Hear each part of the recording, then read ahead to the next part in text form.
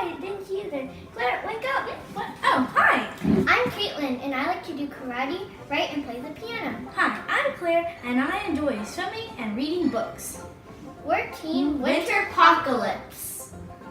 We specialize in saving baby creatures from natural disasters. We do almost everything together.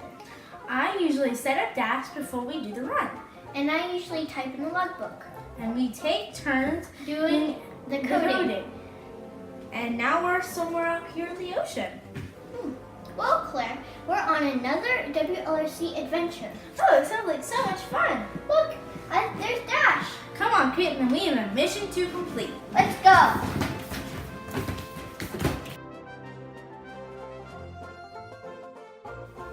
We wanted Dewey to look like the anglerfish in Finding Nemo. We based Dewey's decoration off his picture. Features big heads, huge semicircle mouth filled with sharp teeth, lantern-like objects lit up by a chemical reaction known as bioluminescence, which is also found in some jellyfish. Prey or food: crustaceans, shrimp, snails, and other fish. Predator: humans and giant squids. Color: gray and brown. Habitat: the deep dark bottom of the sea. Dewey is an evolved form of the anglerfish because it has the strings down the middle of the attachment to make it sound like a string instrument, a cello. It also has a huge fin in the back, a counterweight, to defend itself and its babies from giant squids. Dewey has advanced proximity sensors in the front and the back. He uses the sensors to detect prey and predators. The sensors work like echolocation that bats and other sea creatures use.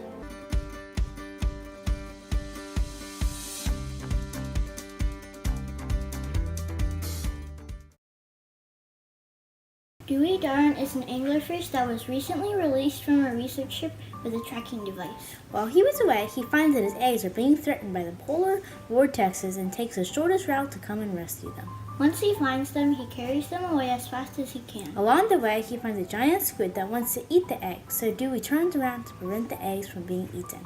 Dewey then scares the giant squids away with a deep sound. When he is finally away from the giant squids, he turns around and starts exploring for a new home. He comes across a food source and is so happy he makes a very delightful sound. While Dewey is eating, he spots a hot spring that he can call home for him and his 2 eggs. And they live happily ever after. At first we thought of using a stick and tape or a cup to trap the balls using a ramp. We wanted to do that without a ramp, so we used a Lego with tape and paper. Regular Legos were too heavy and we needed a counterweight that would make the back heavier. Next we used Lego Technic with tape and paper. The tape was too sticky. We tried honey and warm water. The honey was too messy and unpredictable.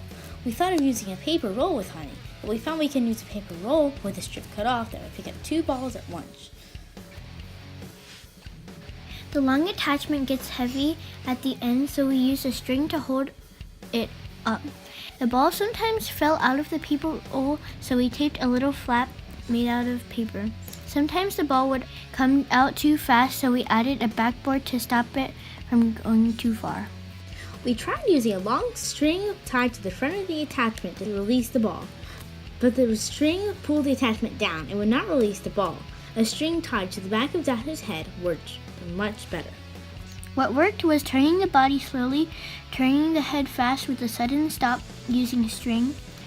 Newton's first law, the head would move fast to the right and then suddenly stop. The balls that were not strapped down would continue to move and roll into the cup.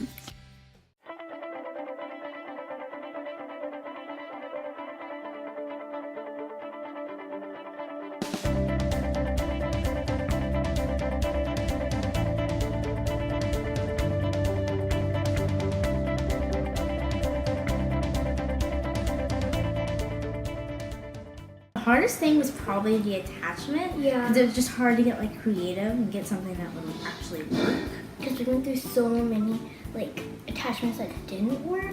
Another hard part about this was the coding and the runs, because sometimes the code wouldn't work and Dash wouldn't either pick up all the balls, or he wouldn't the balls wouldn't like make it into the cup. We had to change all these variables at the same time. We found out like if you change too many variables at the same time, it's too hard. And so we just changed one at a time to make it easier, and we wouldn't get really confused. And it was also better that we used the proximity sensors, so we had to be less exact. We also had like a lot of trouble like setting him up. We used a jig to help us. Because 1 centimeter there could and then be another a centimeter couple there, fingers. and then another there, and another there, and then it wouldn't make it into the cup. It might not even pick up the ball because it's such a long drive. The design, we used a lot of green screen since Coach knows how to do it, and so he taught us both how to. If we green screen something, we made what we put on the green screen. Yeah, like the squids. We green screened that, but we made it out of clay, and then we shot a claymation video for it.